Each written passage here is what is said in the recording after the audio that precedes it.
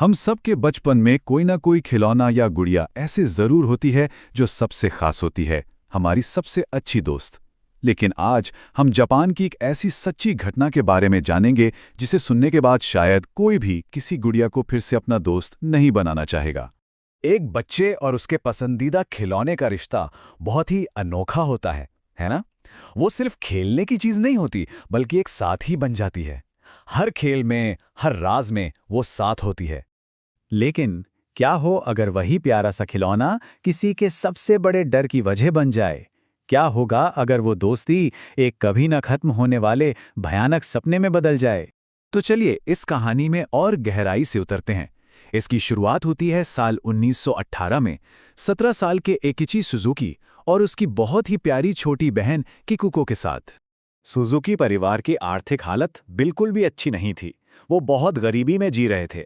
पिता दिहाड़ी मजदूरी करते थे और माँ घर पर सिलाई का काम।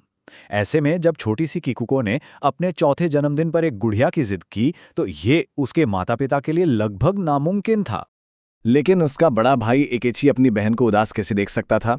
उसने पूरे 1 महीने तक छोटे मोटे काम करके पैसे बचाए और बाजार से एक बहुत ही अनोखी गुड़िया खरीद लाया। इस गुड़िया ने पारंपरिक जापानी किमोनो पहना हुआ था और उसकी आंखें बहुत गहरी थीं। किकोको को वो तोहफा इतना ज्यादा पसंद आया कि उसने फौरन उसका नाम ओकीकू रख दिया और उसे एक पल के लिए भी खुद से अलग नहीं करती थी। पर अफसोस, ये खुशी ज्यादा दिन तक नहीं टिक सकी।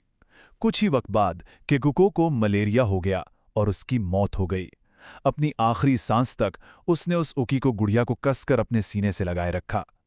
परिवार चाहता था कि गुड़िया को किकुको के साथ ही जला दिया जाए, लेकिन उन्हें ऐसा करने नहीं दिया गया, तो उन्होंने उसे किकुको की याद में घर की एक शेल्फ पर रख दिया।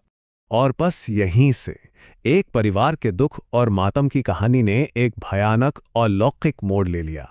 पता है, दिलचस्प बात यह है कि ये सब धीरे धीरे शुरू हुआ। पहले तो रात में घर में हल्की हल्की फुसफुसाहट और कभी-कभी किकुको के हंसने जैसी आवाजें सुनाई देती थीं। फिर वो गुड़िया अपनी जगह से थोड़ी बहुत हिली हुई मिलने लगी। और फिर कुछ ऐसा हुआ जिसने परिवार के होश उड़ा दिए। गुड़िया के बाल वो सच में बदल रहे थे। उसके जो बाल पहले गर्दन तक थे, वो अब बढ़ते बढ़ते कंधों से भी नीचे आ गए थे। उनका रंग भी बदल रहा था और वो बिल्कुल इंसानी बालों की तरह दो मुंहे हो रहे थे। एक दिन एकिची की मां ने डरकर उसके बाल वापस काट दिए। शायद उन्होंने अपनी जिंदगी की सबसे बड़ी गलती की, क्योंकि इसके बाद जो हुआ वो और भी भयानक था। अब परिवार का डर अपनी हद पार कर चुका था। उन्हें रात में एक जैसे बुरे सपने आने लगे जिसमें ओकीकू गुड़िया उन्हें जान से मारने की कोशिश करती थी। उन्होंने तय कर लिया कि अब इस गुड़िया से हमेशा हमेशा के लिए छुटकारा पाना ही होगा। एकिची के पिता उस गुड़िया को पास के एक मैदान में ले गए और उसे जमीन में काफी गहरा गाड़ दिया। उन्हें उम्मीद थी कि अब ये डरावना साया उनकी जिंदगी से हमेशा के लिए चला गया है। लेकिन वो गलत थे। उसी रात उनके घर के दरवाजे पर किसी ने जोर जोर से दस्तक देनी शुरू कर दी। आवाज ऐसी थी जैसे कोई दर्द में हो और अंदर आने के लिए भीख मांग रहा हो। जब इकिची के पिता ने हिम्मत जुटाकर दरवाजा खोला तो उनके पैरों तले जमीन खिसक गई। दरवाजे पर वही ओकीको गुड़िया खड़ी थी। वो खुद चलकर वापस आ गई थी। इससे पहले कि वो कुछ समझ पाते, गुड़िया के बाल अचानक तेजी से बढ़ने लगे और उनके पिता की गर्दन के चारों ओर लिपट गए और उनका गला घोंटने लगे। पूरा परिवार उन्हें छुड़ाने की कोशिश कर रहा था, पर सब बेकार। जब लगा कि अब सब खत्म हो गया है, तभी इकिची ने जोर से अपनी बहन का नाम पुकारा, किकुको, और उसी पल मानो कोई जादू हुआ हो, गुड़िया बेजान होकर नीचे गिर गई और उसकी पकड़ ढीली पड़ गई। उस भयानक हमले के बाद सुजुकी परिवार को एक बात तो साफ हो गई थी कि वो इस गुड़िया से कभी छुटकारा नहीं पा सकते। तो यहाँ सबसे जरूरी बात यह है कि उस परिवार ने 1-2 साल नहीं, बल्कि पूरे 20 साल उस खौफ को झेला। जरा सोचकर देखिए, 20 साल तक एक ही छत के नीचे एक ऐसी चीज के साथ रहना जो आपको मार डालना चाहती है।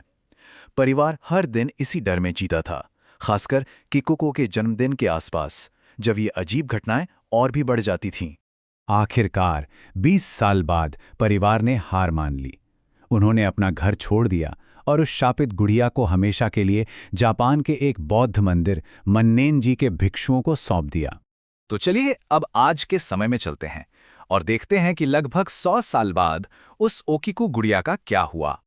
वो गुड़िया आज भी उसी मंदिर में एक बॉक्स में बंद है।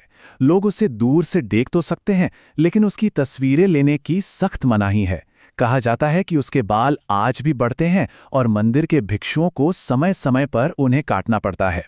लेकिन सबसे डरावनी बात जो हाल ही में सामने आई है वो ये है कि गुड़िया का मुंह अब धीरे धीरे खुल रहा है और उसके अंदर इंसानों जैसे दांत उगते हुए दिख रहे हैं। ये सब हमें एक सवाल के साथ छोड़ जाता है। क्या उस गुड़िया में सच में किकुको की आत्मा है जो अपने परिवार से बिछड़ने का दुख मना रही है, या फिर उस गुड़िया में अनजाने में किसी ऐसी भयानक शक्ति को जगा दिया है जिसके बारे में हम सोच भी नहीं सकते।